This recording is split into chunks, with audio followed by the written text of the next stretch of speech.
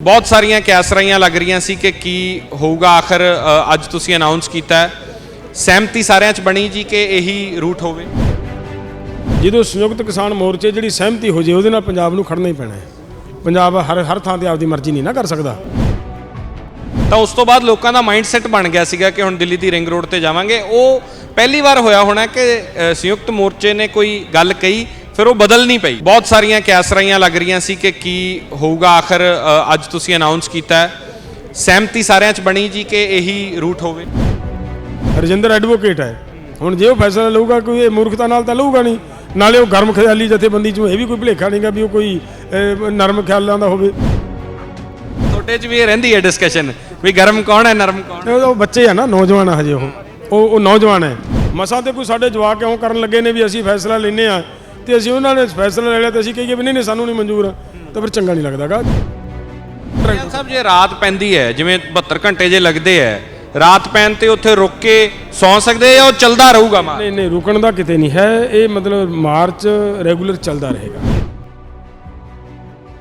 ਮੈਨੂੰ ਲੱਗਦਾ ਵੀ 2-2.5 ਹਜ਼ਾਰ ਕਿਲੋਮੀਟਰ ਲੰਬਾ ਕਾਫਲਾ ਜੇ ਕੱਲੇ ਟਰੈਕਟਰ ਦੀ ਲਾਈਨ ਇੱਕ ਬਣਾ ਕੇ ਤੋਰੀਏ ਨਾ, ਏਡਾ ਲੰਮਾ ਹੈ, ਬੰਬੇ ਜਿੰਨੀ ਵਾਟ ਬਣਦੀ ਹੈ। ਤੇ ਅੰਦਾਜ਼ਾ ਲਾਓ ਸਾਡੇ ਜੇ ਰਾਤ ਨੂੰ ਅਸੀਂ ਠੱਲਦੇ ਰਹੇ, ਦਿਨੇ ਅਸੀਂ ਮਤਲਬ ਤੋਰਦੇ ਰਹੇ, ਇਹ ਸਾਰਾ ਕੁਝ ਕਰਦੇ ਰਹੇ ਤਾਂ ਫਰਵਰੀ ਤੱਕ ਨਹੀਂ ਇਹਨੂੰ ਕੱਢ ਸਕਦੇ। ਜੇ ਮੇਰੀ ਮੌਤ ਤੋਂ ਬਾਅਦ ਅੰਦੋਲਨ ਜਿੱਤ ਲੈਨੇ ਆ ਤੇ ਸਮਝ ਲਓ ਮੇਰੀ ਮੌਤ ਦਾ ਮੁੱਲ ਪੈ ਗਿਆ। ਕਿਸਾਨ ਪਰੇਡ ਦੇ ਰੂਟ ਤੈਅ ਹੋਣ ਤੋਂ ਬਾਅਦ ਪ੍ਰੈਸ ਕਾਨਫਰੰਸ ਤੋਂ ਬਾਅਦ ਜਗਜੀਤ ਸਿੰਘ ਡੱਲੇਵਾਲ ਸਾਹਿਬ ਸਾਡੇ ਨਾਲ ਨੇ। ਡੱਲੇਵਾਲ ਸਾਹਿਬ, ਬਹੁਤ ਸਾਰੀਆਂ ਕੈਸਰਾਈਆਂ ਲੱਗ ਰਹੀਆਂ ਸੀ ਕਿ ਕੀ ਹੋਊਗਾ ਆਖਿਰ ਅੱਜ ਤੁਸੀਂ ਅਨਾਉਂਸ ਕੀਤਾ सहमति ਸਾਰਿਆਂ 'ਚ ਬਣੀ ਜੀ ਕਿ ਇਹੀ रूट ਹੋਵੇ। ਨਹੀਂ, ਸਹਿਮਤੀ ਤਾਂ ਦੇਖੋ ਪਹਿਲਾਂ ਵੀ ਹੋ ਗਈ ਸੀ, ਐਸੀ ਨਹੀਂ ਗੱਲ ਸੀ ਕੋਈ ਗੱਲ। ਅੱਜ ਤਾਂ ਸਿਰਫ ਮਤਲਬ ਉਹਨੂੰ ਚੈੱਕਅਪ ਕਰਨ ਗਏ ਸੀਗੇ ਸਾਡੇ ਕੁਝ ਮਤਲਬ ਜਿਹੜੀ ਟੀਮ ਛੱਡੀ ਸੀਗੀ ਉਹ ਚੈੱਕ ਕਰਕੇ ਆਈ ਹੈ। ਸਹਿਮਤੀ ਸੰਯੁਕਤ ਕਿਸਾਨ ਮੋਰਚੇ ਦੀ ਸਹਿਮਤੀ ਹੁੰਦੀ ਹੈ। ਜਦੋਂ ਸੰਯੁਕਤ ਕਿਸਾਨ ਮੋਰਚੇ ਜਿਹੜੀ ਸਹਿਮਤੀ ਹੋ ਜੇ ਉਹਦੇ ਨਾਲ ਪੰਜਾਬ ਨੂੰ ਖੜਨਾ ਹੀ ਪੈਣਾ ਹੈ। ਪੰਜਾਬ ਹਰ ਥਾਂ ਤੇ ਆਪਦੀ ਮਰਜ਼ੀ ਨਹੀਂ ਨਾ ਕਰ ਸਕਦਾ। ਤੋ ਇਸ ਕਰਕੇ ਜੋ ਸਾਰੇ ਸਾਥੀ ਜਿਹੜਾ ਪ੍ਰੋਗਰਾਮ ਫੈਸਲਾ ਕਰਕੇ ਲਿਆਉਣ, ਜਿਵੇਂ ਉਸ ਦਿਨ ਜਿਹੜੀ ਮੀਟਿੰਗ ਸਿਲੈਕਟ ਕਰਨ ਗਈ ਹੈ ਪ੍ਰਸ਼ਾਸਨ ਦੇ ਨਾਲ ਇਹਨੂੰ ਕਮੇਟੀ, ਉਹ ਕਮੇਟੀ ਦੇ ਵਿੱਚ ਵੀਰ ਮਤਲਬ ਗੁਰਨਾਮ ਸਿੰਘ ਸੀਗੇ ਚਨੂਨੀ ਸਾਹਿਬ ਹਰਿਆਣੇ ਤੋਂ, ਸਾਡੇ ਵਾਲੇ ਪਾਸਿਓਂ ਰਜਿੰਦਰ ਹੋਰੀ ਸੀਗੇ, ਹੋਰ ਕਈ ਮਤਲਬ ਆਗੂ ਗਏ ਨਾਲ। ਤੋ ਜਿਹੜੇ ਆਗੂ ਹੁਣ ਕਰਕੇ ਆਏ ਆ ਉਹ ਵੀ ਤਾਂ ਇੱਕ ਰਿਸਪੌਂਸੀਬਲ ਨੇ। ਉਹ ਉੱਥੇ ਜਾ ਕੇ ਉਹਨਾਂ ਨੂੰ ਅਸੀਂ ਸਾਰਿਆਂ ਨੇ ਜ਼ਿੰਮੇਵਾਰੀ ਦੇ ਕੇ ਭੇਜਿਆ ਵੀ ਤੁਸੀਂ ਮਤਲਬ ਜਿਹੜਾ ਕਰ ਲਓਗੇ ਬਸ ਠੀਕ ਆ, ਜਿਹੜਾ ਤੁਸੀਂ ਰੂਟ ਤੈਅ ਕਰਾਓਗੇ। ਹੁਣ ਅਗਰ ਉਹ ਆਪਦੀ ਸਮਝ ਮੁਤਾਬਕ ਜਿਵੇਂ ਦਾ ਕਰਿਆ ਏ ਉਹਦੇ ਤੇ ਫਿਰ ਸਾਨੂੰ ਸਾਰਿਆਂ ਨੂੰ ਨਹੀਂ ਕਰਨਾ ਚਾਹੀਦਾ। ਅਸੀਂ ਡਿਊਟੀ ਲਾ ਕੇ ਚੱਲੀਏ ਨਾ, ਨਹੀਂ ਤਾਂ ਫਿਰ ਕੱਲ ਨੂੰ ਕੋਈ ਜ਼ਿੰਮੇਵਾਰੀ ਨਹੀਂ ਚੱਕੇਗਾ। ਦੇਖੋ ਅਸੀਂ ਇੱਕ ਹੀ ਬੰਦਾ ਜਾਂ ਇੱਕੋ ਜਥੇਬੰਦੀ ਆਖੇ ਵੀ ਮੈਂ ਹੀ ਸਾਰਾ ਕੰਮ ਕਰਾਂ, ਮੈਨੂੰ ਲੱਗਦਾ ਨਹੀਂ ਪੂਰੇ ਹੋ ਸਕਣੇ ਜਿੰਨਾ ਕੰਮ ਹੈ ਇਹ। ਤੋ ਸਾਰਾ ਵੰਡ ਕੇ ਕਰਨ ਦੀ ਕੋਸ਼ਿਸ਼ ਕਰਦੇ ਆ। ਉਹਦੇ ਵਿੱਚ ਉਹਨਾਂ ਮੁੰਡਿਆਂ ਦੀ ਡਿਊਟੀ ਲਾਈ ਗਈ ਜਿਹੜਿਆਂ ਦੀ ਉਹਨਾਂ ਨੇ ਵਧੀਆ ਬਾਖੂਬੀ ਡਿਊਟੀ ਨਿਭਾ ਕੇ ਆਏ ਨੇ, ਦਿਨ ਰਾਤ ਵਿਚਾਰੇ ਤੁਰੇ ਫਿਰਦੇ ਨੇ ਇਸ ਕੰਮ ਦੇ ਵਾਸਤੇ। ਤੇ ਜਿਹੜੇ ਉਹ ਜਿਸ ਤਰ੍ਹਾਂ ਦੀ ਆਪਦੀ ਸਮਝ ਮੁਤਾਬਕ ਜਿਵੇਂ ਉਹ ਫੈਸਲਾ ਲੈ ਕੇ ਆਏ ਉਹਦੇ ਤੇ ਕੱਲ ਹੀ ਵੀ ਸਹਿਮਤੀ ਹੋ ਗਈ ਸੀ, ਅੱਜ ਫਿਰ ਉਸੇ ਦੇ ਉੱਤੇ ਸਾਰਿਆਂ ਦੀ ਸਹਿਮਤੀ ਗੁਰੂ ਲੈਂਦੇ। ਦਰਅਸਲ ਮਾਈਂਡ ਸੈਟ ਇਹ ਬਣਿਆ ਸੀ ਕਿ ਰਿੰਗ ਰੋਡ ਦੀ ਜਿਹੜੀ ਪਹਿਲਾਂ ਕਾਲ ਦੇਤੀ ਸੀਗੀ, ਕਹਿ ਦਿੱਤਾ ਸੀ ਸਟੇਜ ਤੋਂ ਵੀ, ਪ੍ਰੈਸ ਕਾਨਫਰੰਸ ਵੀ ਇੱਕ ਦਿਨ ਕਿਹਾ ਕਿ ਰਿੰਗ ਰੋਡ ਤੇ ਅਸੀਂ ਮਾਰਚ ਕਰਾਂਗੇ। ਤਾਂ ਉਸ ਤੋਂ ਬਾਅਦ ਲੋਕਾਂ ਦਾ ਮਾਈਂਡ ਸੈਟ ਬਣ ਗਿਆ ਸੀਗਾ ਕਿ ਹੁਣ ਦਿੱਲੀ ਦੀ ਰਿੰਗ ਰੋਡ ਤੇ ਜਾਵਾਂਗੇ। ਉਹ ਪਹਿਲੀ ਵਾਰ ਹੋਇਆ ਹੋਣਾ ਕਿ ਸੰਯੁਕਤ ਮੋਰਚੇ ਨੇ ਕੋਈ ਗੱਲ ਕਹੀ ਫਿਰ ਉਹ ਬਦਲ ਨਹੀਂ ਪਈ। ਦੇਖੋ ਇਹਦੇ 'ਚ ਕਈ ਗੱਲਾਂ ਹੁੰਦੀਆਂ, ਜਦੋਂ ਆਗੂਆਂ ਦੇ ਉੱਤੇ ਗੱਲ ਛੱਡੀ ਹੋਵੇ ਨਾ, ਕੁਛ ਆਗੂਆਂ ਤੇ ਉਹ ਕੁਦਰਤੀ ਗੱਲ ਹੈ ਕਿ ਸਾਨੂੰ ਉਹਨਾਂ ਦੀ ਜ਼ਿੰਮੇਵਾਰੀ ਜਦੋਂ ਲਾਈ ਹੈ, ਸਰਬਸੰਮਤੀ ਨਾਲ ਜ਼ਿੰਮੇਵਾਰੀ ਲਾਈ ਹੈ, ਉਹਨਾਂ ਨੇ ਉਹ ਜ਼ਿੰਮੇਵਾਰੀ ਨੂੰ ਸਮਝ ਕੇ ਉਹਨਾਂ ਨੇ ਜੇ ਕੋਈ ਫੈਸਲਾ ਲਿਆ ਤਾਂ ਬੜੀ ਸਮਝਦਾਰੀ ਨਾਲ ਲਿਆ ਹੋਊਗਾ। ਉਹਨਾਂ ਨੇ ਕੋਈ ਮਤਲਬ ਮੂਰਖਤਾ ਨਾਲ ਫੈਸਲਾ ਨਹੀਂ ਲਿਆ ਹੋਊਗਾ। ਉਹ ਸਾਰੇ ਹੁਣ ਤੁਸੀਂ ਮੈਨੂੰ ਦੱਸੋ ਗੁਰਨਾਮ ਸਿੰਘ ਹੈ, ਉਹ ਕੋਈ ਨਾਣਾ ਲੀਡਰ ਤਾਂ ਹੈ ਨਹੀਂਗਾ, ਸਮਝਦਾਰੀ ਨਾਲ ਫੈਸਲਾ ਲਊਗਾ ਜਿਹੜਾ ਲਊਗਾ। ਸਾਡੇ ਵਾਲੇ ਪਾਸੋਂ ਜਿਹੜੇ ਲੀਡਰ ਸਾਹਿਬਾਨ ਆਗੂ ਗਏ ਨੇ, ਰਜਿੰਦਰ ਐਡਵੋਕੇਟ ਹੈ, ਹੁਣ ਜੇ ਉਹ ਫੈਸਲਾ ਲਊਗਾ ਕੋਈ ਇਹ ਮੂਰਖਤਾ ਨਾਲ ਤਾਂ ਲਊਗਾ ਨਹੀਂ, ਨਾਲੇ ਉਹ ਗਰਮ ਖਿਆਲੀ ਜਥੇਬੰਦੀ 'ਚੋਂ ਇਹ ਵੀ ਕੋਈ ਭੁਲੇਖਾ ਨਹੀਂਗਾ ਵੀ ਉਹ ਕੋਈ ਨਰਮ ਖਿਆਲਾਂ ਦਾ ਹੋਵੇ, ਉਹ ਵੀ ਉਧਰੋਂ ਵੀ ਹੈਗਾ। ਤੁਹਾਡੇ 'ਚ ਵੀ ਇਹ ਰਹਿੰਦੀ ਹੈ ਡਿਸਕਸ਼ਨ ਵੀ ਗਰਮ ਕੌਣ ਹੈ ਨਰਮ ਕੌਣ? ਉਹ ਬੱਚੇ ਆ ਨਾ, ਨੌਜਵਾਨ ਆ ਹਜੇ ਉਹ ਨੌਜਵਾਨ ਹੈ। ਤਾਂ ਜੇ ਉਹ ਨੌਜਵਾਨ ਹੈ ਮਤਲਬ ਤੇ ਉਹ ਜਿਹੜਾ ਕੋਈ ਫੈਸਲਾ ਲੈ ਕੇ ਆਏ ਨੇ ਨਾ, ਉਹ ਸਮਝਦਾਰੀ ਨਾਲ ਸੋਚ ਕੇ ਲੈ ਕੇ ਆਏ ਨੇ। ਪਰ ਅਸੀਂ ਸਾਰਿਆਂ ਨੇ ਉਹਨੂੰ ਮਤਲਬ ਸਰਬਸੰਮਤੀ ਨਾਲ, ਮਸਾਂ ਤੇ ਕੋਈ ਸਾਡੇ ਜਵਾਕ ਕਿਉਂ ਕਰਨ ਲੱਗੇ ਨੇ ਵੀ ਅਸੀਂ ਫੈਸਲਾ ਲੈਨੇ ਆ ਤੇ ਅਸੀਂ ਉਹਨਾਂ ਨੇ ਫੈਸਲਾ ਲੈ ਲਿਆ ਤੇ ਅਸੀਂ ਕਹੀਏ ਵੀ ਨਹੀਂ ਸਾਨੂੰ ਨਹੀਂ ਮਨਜ਼ੂਰ, ਤਾਂ ਫਿਰ ਚੰਗਾ ਨਹੀਂ ਲੱਗਦਾਗਾ। ਜਿਹੜਾ ਉਹ ਲੈ ਕੇ ਆਏ ਨੇ ਬਹੁਤ ਵਧੀਆ ਲੈ ਕੇ ਆਏ ਨੇ ਔਰ ਅਸੀਂ ਸਾਰੇ ਉਹਨਾਂ ਦੀ ਰਿਸਪੈਕਟ ਕਰਦੇ ਹਾਂ। ਬਾਕੀ ਗੱਲ ਇਹ ਆ ਕਿ ਇਹਨੂੰ ਮਤਲਬ ਸ਼ਾਂਤੀਪੂਰਵਕ ਸਾਰਾ ਹੁਣ ਸਾਡਾ ਮਸਲਾ ਇਹ ਹੈ ਕਿ ਇਹਨੂੰ ਅਸੀਂ ਰੂਟ ਨੂੰ ਜਿਹੜੀਆਂ ਲੋੜਾਂ ਹੈ ਇਹਨੂੰ ਕਰਨ ਦੀ, ਜਿਵੇਂ ਵਲੰਟੀਅਰਾਂ ਦੀ ਲੋੜ ਹੈ, ਰਸਤੇ ਦੇ ਵਿੱਚ ਲੰਗਰ ਪ੍ਰਸ਼ਾਦਾ ਵੀ। ਹੁਣ ਇਹ ਸਫ਼ਰ ਨੇ ਘੱਟੋ ਘੱਟ ਮੈਨੂੰ ਲੱਗਦਾ ਵੀ 48 ਘੰਟਿਆਂ ਦੇ ਵਿੱਚ ਤੈਅ ਹੋਣਾ ਹੈ। 48 ਘੰਟੇ ਕਿਤੇ ਥੋੜ੍ਹੇ ਹੁੰਦੇ ਆ। 48 ਘੰਟਿਆਂ ਦੇ ਵਿੱਚ ਉਹਨਾਂ ਵਿਚਾਰਿਆਂ ਨੇ ਜਿਨ੍ਹਾਂ ਨੇ ਟਰੈਕਟਰ ਚਲਾਉਣੇ ਨੇ, ਉਹਨਾਂ ਨੂੰ ਰੋਟੀ ਵੀ ਉੱਪਰ ਦੀ ਕਰਨੀ ਹੈ, ਉਹਨਾਂ ਨੂੰ ਕੋਈ ਮਤਲਬ ਲੈਟਰਿਨ ਬਾਥਰੂਮ ਵੀ ਜਾਣਾ ਹੈ, ਕਿੰਨਾ ਕੰਮ ਉਹਨਾਂ ਬੰਦਿਆਂ ਦੇ ਵਾਸਤੇ। ਔਰ ਉਹ ਇਹਨੂੰ ਇਦੋਂ ਲੰਮਾ ਜੇ ਅਸੀਂ ਹੋਰ ਵੀ ਆਪਾਂ ਕਰਾਂਗੇ, ਇਹ ਤਾਂ 72 ਘੰਟੇ ਵੀ ਭਾਵੇਂ ਕਰੀ ਜੇ, ਜਿੰਨਾ ਸਾਡਾ ਮਤਲਬ ਮਾਰਚ ਲੱਗਦਾ ਹੈ, ਮੈਨੂੰ ਨਹੀਂ ਲੱਗਦਾ ਕਿ 72 ਘੰਟਿਆਂ ਦੇ ਵਿੱਚ ਟਾਈਮ ਮਿੱਥਿਆ ਤੁਸੀਂ ਵੀ ਇੰਨੇ ਟਾਈਮ 'ਚ ਵਾਪਸ ਆਉਣਾ ਜਾਂ ਜਿੰਨਾ ਟਾਈਮ ਮੈਨੂੰ ਉਹਦੇ ਤਾਂ ਹਜੇ ਇਹੀ ਹੈ, ਸਾਡਾ ਖੁੱਲ੍ਹਾ ਹੈ ਕਿ ਜਿੰਨਾ ਟਾਈਮ ਲੱਗੂਗਾ ਲੱਗਣ ਦਿਓ।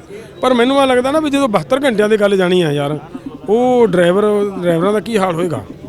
ਉਹ ਕਿਵੇਂ 72 ਘੰਟੇ ਟਰੈਕਟਰ ਚਲਾਉਣਗੇ? ਜਾਂ 72 ਘੰਟਿਆਂ ਦੇ ਵਿੱਚ ਉਹਨਾਂ ਨੇ ਭੁੱਖ ਵੀ ਲੱਗਣੀ ਹੈ, ਉਹਨਾਂ ਨੇ ਆਪਦੀ ਸਰੀਰਕ ਕਿਰਿਆ ਵੀ ਸਾਧਣੀ ਹੈ, ਕੋਈ ਲੈਟਰਿਨ ਜਾਣਾ ਹੈ, ਕਿਸੇ ਨੇ ਬਾਥਰੂਮ ਜਾਣਾ ਹੈ, ਤੇ ਅਕਸਰ ਨੀਂਦ ਵੀ ਆਉਣੀ ਹੈ। ਚਲੋ ਨੀਂਦ ਦਾ ਤਾਂ ਇਹ ਹੋਏਗਾ ਕਿ ਵਲੰਟੀਅਰ ਇੱਕ ਟਰੈਕਟਰ ਚਲਾਉਂਦਾ ਹੈ, ਪਰ ਉਹ ਤਾਂ ਸੌਂ ਤਾਂ ਨਹੀਂ ਨਾ ਸਕੇਗਾ ਟਰੈਕਟਰ ਸਾਹਿਬ। ਜੇ ਰਾਤ ਪੈਂਦੀ ਹੈ, ਜਿਵੇਂ 72 ਘੰਟੇ ਜੇ ਲੱਗਦੇ ਹੈ, ਰਾਤ ਪੈਣ ਤੇ ਉੱਥੇ ਰੁਕ ਕੇ ਸੌਂ ਸਕਦੇ ਜਾਂ ਉਹ ਚੱਲਦਾ ਰਹੂਗਾ? ਨਹੀਂ, ਰੁਕਣ ਦਾ ਕਿਤੇ ਨਹੀਂ ਹੈ। ਇਹ ਮਤਲਬ ਮਾਰਚ ਰੈਗੂਲਰ ਚੱਲਦਾ ਰਹੇਗਾ, ਮਾਰਚ ਰੈਗੂਲਰ ਚੱਲਦਾ, ਰਾਤ ਨੂੰ ਵੀ ਚੱਲੂਗਾ। ਜਿਵੇਂ 72 ਘੰਟੇ ਦੀ ਅਸੀਂ ਗੱਲ ਕਰ, ਰਾਤ ਨੂੰ ਵੀ ਚੱਲਦਾ ਰਹੇਗਾ। ਉਹ ਸਫ਼ਰ ਸਾਡਾ ਮਤਲਬ ਤੈਅ ਹੀ ਫੇਰ ਹੋਣਾ ਹੈ। ਅਗਰ ਅਸੀਂ ਰੋਕ ਕੇ ਲਿਆਵਾਂਗੇ ਤੇ ਤਾਂ ਇਹ ਤਾਂ ਜਿਸ ਤਰ੍ਹਾਂ ਦਾ ਤੁਸੀਂ ਅੰਦਾਜ਼ਾ ਲਾਓ ਕਿ ਜਿਹੜੇ ਟਰੈਕਟਰਾਂ ਦੇ ਹਿਸਾਬ ਨਾਲ ਜਿਵੇਂ ਗਿਣਦੇ ਆ, ਤੇ ਮੈਨੂੰ ਲੱਗਦਾ ਵੀ 2-2.5 ਹਜ਼ਾਰ ਕਿਲੋਮੀਟਰ ਲੰਬਾ ਕਾਫਲਾ ਜੇ ਕੱਲੇ ਟਰੈਕਟਰ ਦੀ ਲਾਈਨ ਇੱਕ ਬਣਾ ਕੇ ਤੋਰੀਏ ਨਾ, ਏਡਾ ਲੰਮਾ ਹੈ, ਬੰਬੇ ਜਿੰਨੀ ਵਾਟ ਬਣਦੀ ਹੈ। ਤੇ ਅੰਦਾਜ਼ਾ ਲਾਓ ਸਾਡੇ ਜੇ ਰਾਤ ਨੂੰ ਅਸੀਂ ਠੱਲਦੇ ਰਹੇ, ਦਿਨੇ ਅਸੀਂ ਮਤਲਬ ਤੋਰਦੇ ਰਹੇ, ਇਹ ਸਾਰਾ ਕੁਝ ਕਰਦੇ ਰਹੇ, ਤਾਂ ਫਰਵਰੀ ਤੱਕ ਨਹੀਂ ਇਹਨੂੰ ਕੱਢ ਸਕਦੇ। ਸਾਰੀ ਫਰਵਰੀ ਲੱਗ ਜੂਗੀ ਸਾਨੂੰ ਇਹ ਮਾਰਚ ਕੱਢਣ ਤੇ, 26 ਜਨਵਰੀ ਵਿੱਚੇ ਰਹਿ ਜੂ। ਸੋ ਇਸ ਕਰਕੇ ਇਹ 26 ਜਨਵਰੀ ਦਾ ਪ੍ਰੋਗਰਾਮ ਹੈ। ਕੋਸ਼ਿਸ਼ ਕਰਾਂਗੇ 1-2 ਦਿਨਾਂ ਦੇ ਵਿੱਚ ਇਹਨੂੰ ਮਤਲਬ ਨੇਪਰੇ ਚਾੜ ਲਈਏ। ਜਿਹੜੇ ਲੋਕ ਸੋਸ਼ਲ ਦੇ ਉੱਤੇ ਜਿਹੜਾ ਥੋੜੇ ਬਹੁਤ ਲੋਕਾਂ ਨੇ ਕਿਹਾ ਕਿ ਇਹ ਰੂਟ ਨਹੀਂ ਹੋਣਾ ਚਾਹੀਦਾ ਸੀ, ਪਹਿਲਾਂ ਵਾਲਾ ਹੋਣਾ ਚਾਹੀਦਾ ਸੀ, ਤੁਹਾਨੂੰ ਲੱਗਦਾ ਕਿ ਉਹਨਾਂ ਨੂੰ ਹੁਣ ਤੁਹਾਨੂੰ ਪਿਆਰ ਨਾਲ ਇੱਕ ਮੈਸੇਜ ਦੇਣਾ ਚਾਹੀਦਾ ਕਿ ਆਓ ਇਸੇ ਰੂਟ ਤੇ ਆਈਏ? ਮੈਂ ਉਹਨਾਂ ਨੂੰ ਇਹ ਕਹੂੰਗਾ ਕਿ ਸਾਡੇ ਬੱਚੇ ਨੇ, ਉਹ ਸਾਡੇ ਹੀ ਨੇ, ਕੋਈ ਉਹ ਬਾਹਰੋਂ ਨਹੀਂ ਹੈਗੇ। ਉਹਨਾਂ ਨੂੰ ਮੈਂ ਅਪੀਲ ਕਰੂੰਗਾ ਬਜ਼ੁਰਗ ਹੋਣ ਦੇ ਨਾਤੇ ਵੀ ਕੋਈ ਗੱਲ ਨਹੀਂ, ਜਿਹੜੇ ਆਗੂ, ਮੈਂ ਕੱਲ ਇੱਥੇ ਹੈ ਨਹੀਂ ਸੀਗਾ, ਟਿਕਰੀ ਬਾਰਡਰ ਤੇ ਸੀਗਾ ਕਿ ਮੈਂ ਕੁਝ ਕਾਰਨਾਂ ਕਰਕੇ ਚੰਗਾ ਰਹਿੰਦਾ। ਮੈਂ 2 ਦਿਨ ਪਹਿਲਾਂ ਤੋਂ ਕੁਝ ਆਗੂਆਂ ਨੂੰ ਮੇਰੀ ਮਿਲਣ ਦੀ ਅਪੇਕਸ਼ਾ ਸੀ। ਮੈਂ ਚਾਹੁੰਦਾ ਸੀਗਾ ਵੀ ਸਾਰੇ ਬੱਚਿਆਂ ਨੂੰ ਮੈਂ ਮਿਲ ਕੇ ਇੱਕ ਵਾਰੀ ਸੈੱਟ ਕਰ ਲਈਏ ਗੱਲ ਨੂੰ। ਮੋਰਚੇ ਤੋਂ ਬਾਹਰ ਦੇ ਵੀ, ਮਤਲਬ ਸੰਯੁਕਤ ਕਿਸਾਨ ਮੋਰਚੇ, ਜਿਵੇਂ ਦੀਪ ਸਿੱਧੂ, ਲੱਖੇ ਹੋਣੇ, ਇਹਨਾਂ ਦੇ ਨਾਲ ਕੋਈ ਵੀ ਹੈ, ਕੋਈ ਮੈਨੂੰ ਇਹ ਨਹੀਂ ਸੀ ਹੈ, ਪਰ ਉਹ ਕੋਈ ਸਾਡੀ ਕੁਦਰਤੀ ਮਿਲਾਪ ਨਹੀਂ ਹੋ ਸਕਿਆ। ਰੁਝੇਵੇਂ ਹੀ ਇਹੋ ਜਿਹੇ ਸੀਗੇ। ਕੁਛ ਤੁਸੀਂ ਦੇਖਿਆ ਫੜਾਈ ਵਾਲਾ ਕਾਰੀ ਕੰਮ ਚੱਲਦਾ ਰਿਹਾ, ਕੋਈ ਆਦਮੀ ਫੜਿਆ, ਫਿਰ ਉਹਨਾਂ ਨੂੰ ਮਤਲਬ ਉਹ ਕਾਰਵਾਈਆਂ ਕਰਾਉਣੀਆਂ।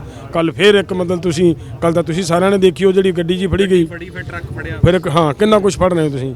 ਤਾਂ ਉਹ ਸਾਰਾ ਕੁਝ ਜਿਹੜਾ ਇੰਨਾ ਕੁਝ ਆ ਰਿਹਾ ਨਿਕਲ ਕੇ ਸਾਹਮਣੇ, ਸਾਡੇ ਤੇ ਟੈਨਸ਼ਨ ਇਧਰਲੇ ਪਾਸੇ ਦੀ ਥੋੜੀ ਜਿਹੀ ਜ਼ਿਆਦਾ ਸੀਗੀ, ਜਿਹਦੇ ਕਰਕੇ ਮੈਂ ਸਾਡੇ ਨੌਜਵਾਨ ਜਿਹੜੇ ਉਹਨਾਂ ਤੋਂ ਮੈਂ ਮਾਫੀ ਵੀ ਚਾਹੂੰਗਾ ਕਿ ਤੁਹਾਨੂੰ ਅਸੀਂ ਮਿਲ ਕੇ ਵੀ ਇਹ ਤਾਲਮੇਲ ਬਣਾ ਕੇ ਅਸੀਂ ਇਹ ਕਰ ਲੈਂਦੇ ਤਾਂ ਚੰਗਾ ਗੱਲ ਸੀ।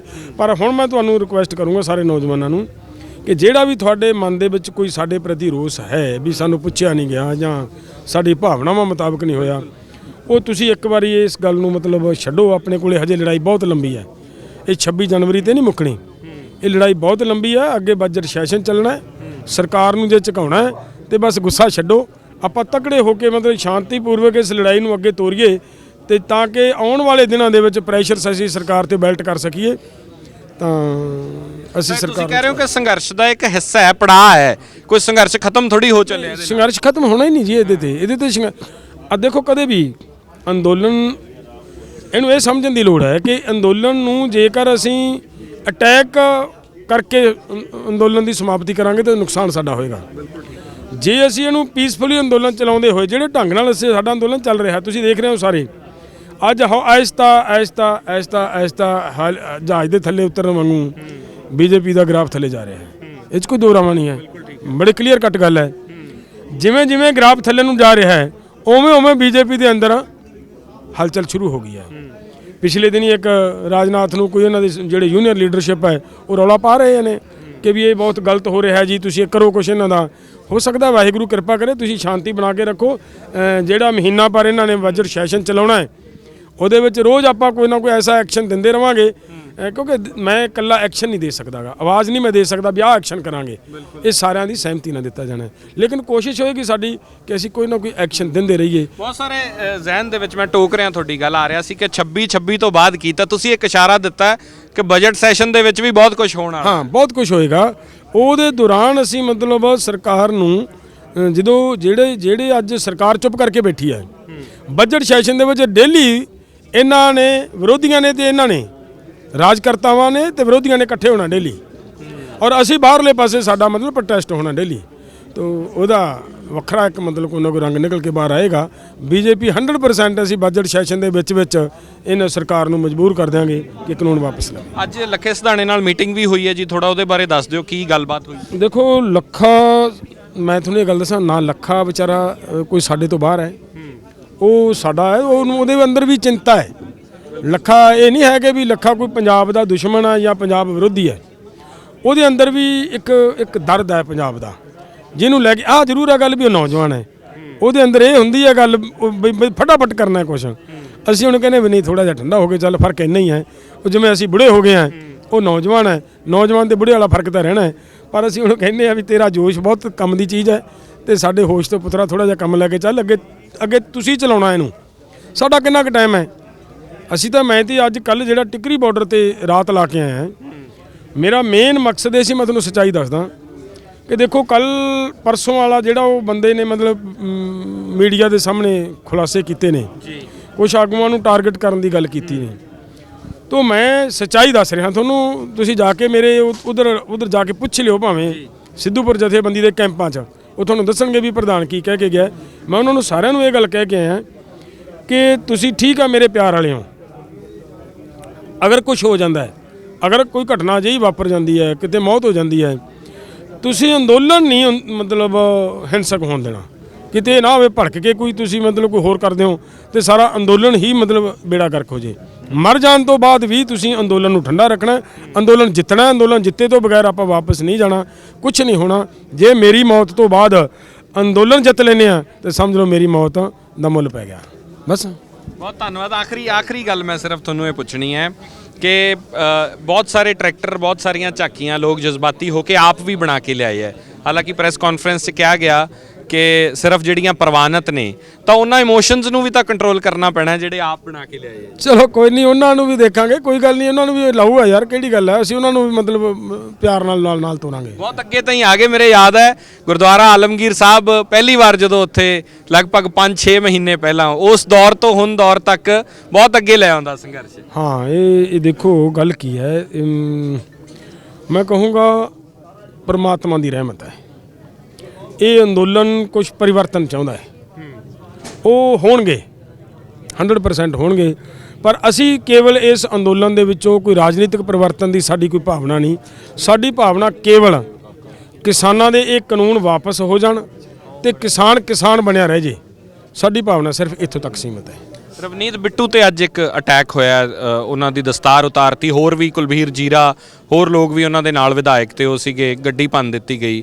ਇਹ ਚੀਜ਼ਾਂ ਵੀ ਨਾਲ ਹੁਣ ਹੋਣੀਆਂ ਸ਼ੁਰੂ ਹੋਈਆਂ। ਦੇਖੋ, ਮੈਂ ਪਹਿਲੀ ਤਾਂ ਗੱਲ ਹੈ, ਇਹ ਕਿਉਂ ਹੋਇਆ, ਕੀ ਕਾਰਨ ਹੈ, ਕੀ ਗੱਲਾਂ ਨੇ, ਰਵਨੀਤ ਬਿੱਟੂ ਦੇ ਬਾਰੇ ਕੁਝ ਕਹਿਣਾ ਮੈਨੂੰ ਠੀਕ ਨਹੀਂ ਲੱਗਦਾ।